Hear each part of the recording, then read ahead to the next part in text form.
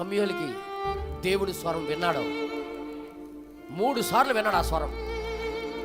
ఆయన గురువు గారి స్వరం తప్ప ఇంకే స్వరం తెలియదు ఆయనకి. ఫస్ట్ సారి లేపేసరికి గురువు గారి దగ్గరికి వెళ్ళి, అయ్యా మీరు పిలిచారా అన్నాడు. రెండోసారి వచ్చినప్పుడు అలాగే అన్నాడు. మూడోసారి ఆయనకి అర్థమైపోయింది దేవుడే వచ్చి మాట్లాడుతాడు. ఎందుకంటే ఏలీ ప్రవక్త కాడు, సమూయేలు ప్రవక్త. ప్రవక్త దగ్గరికే దేవుడి వాక్యం రావాలి, రూల్ ఇది, దేవుడి యొక్క రూల్ అది. అప్పుడు సమూయేలు దగ్గరికి ఆ వాక్యం వచ్చింది. ఎవరికి వ్యతిరేక వర్తమానం అంటే ఏలీకే.